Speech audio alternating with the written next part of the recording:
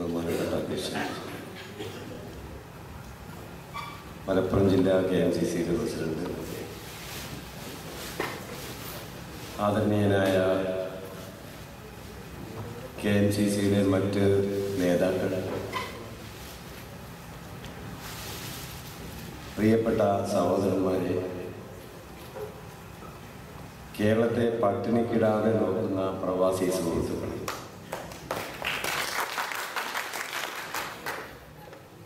KMCCയുടെ ഈ പരിപാടിയിൽ പങ്കെടുത്ത് നിങ്ങളെ അഭിമുഖീകരിച്ച് സംസാരിക്കാൻ കഴിഞ്ഞതിൽ ഞാൻ ദൈവത്തിന് സ്തുതി പറയുന്നു.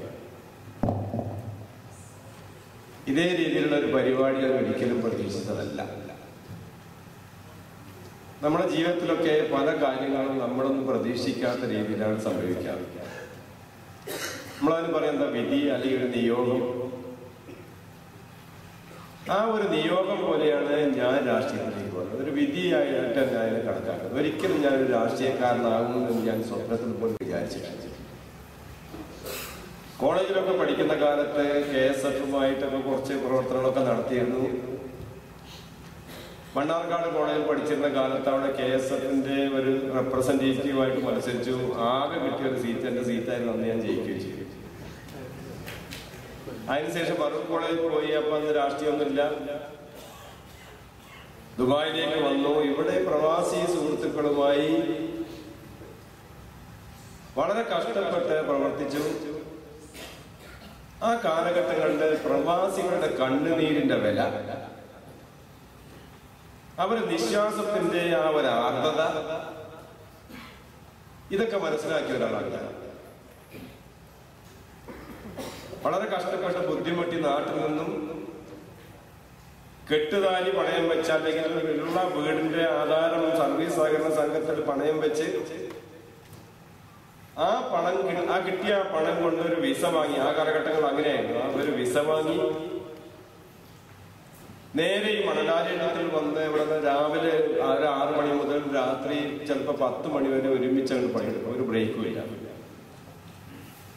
കിട്ടുന്ന ശമ്പളം മുഴുവനും ഒരു നയാ പൈസ പോലും ചെലവഴിക്കാതെ, ദാഹിക്കാണെങ്കിൽ ഒരു പെപ്സി പോലും വാങ്ങി കുടിക്കാതെ വീട്ടിലേക്ക് അയച്ചു കൊടുക്കും. അവിടെ കടം വീട്ടി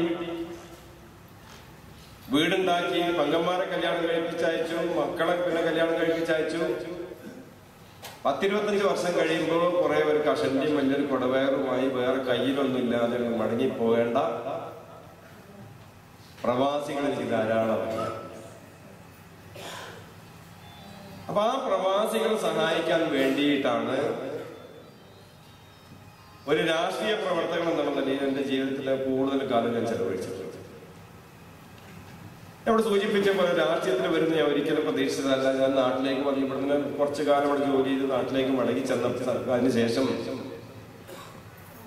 സിനിമാ രംഗത്ത് പ്രവർത്തിച്ചു. കുറേയധികം സിനിമകൾ.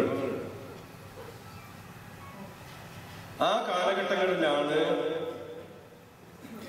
ഇടതുപക്ഷത്തിന്റെ നേതാക്കന്മാരെ എന്നോട് അവിടെ മംഗളമണ്ഡലത്തിൽ മത്സരിക്കണം എന്ന് ആവശ്യമാണ്.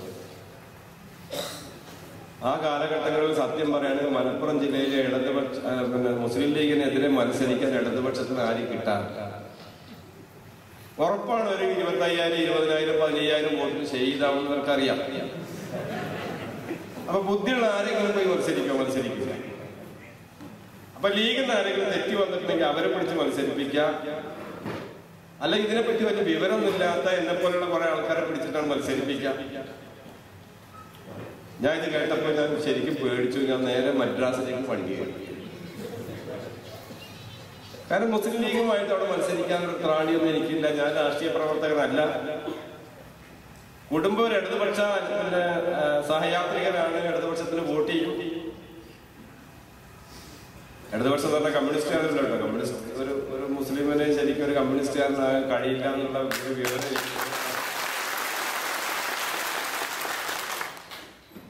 ഞാൻ അതായത് കമ്മ്യൂണിസത്തിന്റെ പ്രധാനപ്പെട്ട സംഗതി അവർ വൈവിധ്യാത്മക ഭൗതികവാദി വിശ്വസിക്കുന്ന പാർട്ടിയാണ്. അതായത് കാണുന്നത് മാത്രമേ വിശ്വസിക്കാതെ, നേരെ മറിച്ച് മുസ്ലിങ്ങളെ കാണുന്നതല്ലല്ലോ നമ്മൾ വിശ്വസിക്കുന്നത്. കാണുന്നതല്ലാതെ വിശുദ്ധ ഖുർആനിലും മറ്റും പറഞ്ഞ കാര്യങ്ങളൊക്കെ നമ്മൾ വിശ്വസിക്കുന്നുണ്ട്. അപ്പൊ സ്വാഭാവികമായിട്ടും എന്റെ കുടുംബം പിന്നെ കമ്മ്യൂണിസ്റ്റുകാരല്ല, ഒരു ഇടതുപക്ഷ സഹയാത്രിക. ഇടതുപക്ഷത്തിന് പിന്നെ CPM-ന്റെ ആരെങ്കിലും മത്സരിക്കുകയാണെങ്കിൽ അവർക്ക് വോട്ട് ചെയ്യും.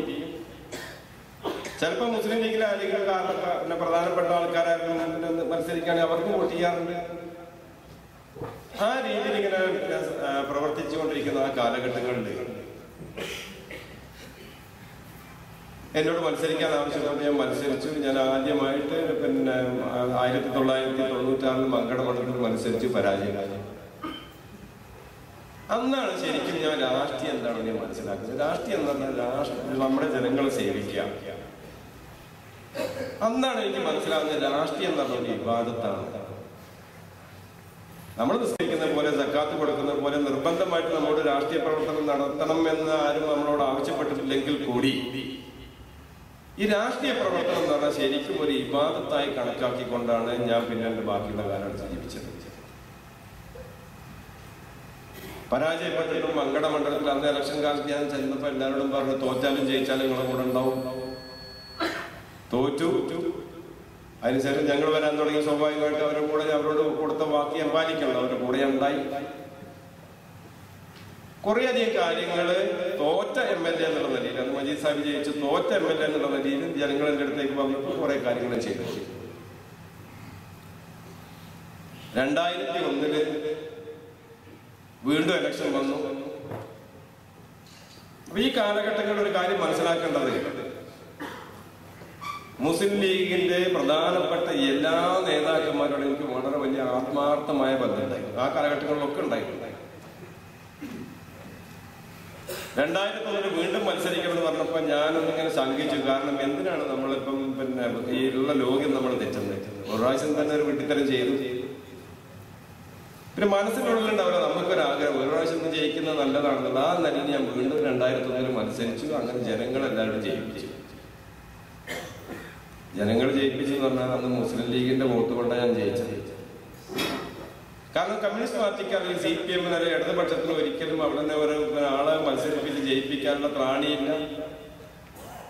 മുസ്ലിം ലീഗിന് വോട്ട് ചെയ്യുന്ന ധാരാളം ആൾക്കാരെ ഈ കഴിഞ്ഞ 5 വർഷക്കാലം ഞാൻ പ്രവർത്തിച്ചത് മനസ്സിലാക്കിക്കൊണ്ട് അവരെന്നെ സഹായിച്ചത് കൊണ്ടാണ് ഞാൻ അങ്ങനെ വീണ്ടും അവിടെ ജയിച്ചത്. 2001 മത്സരിച്ച് പ്രതിപക്ഷത്താണ് ഇരിക്കുന്നത്.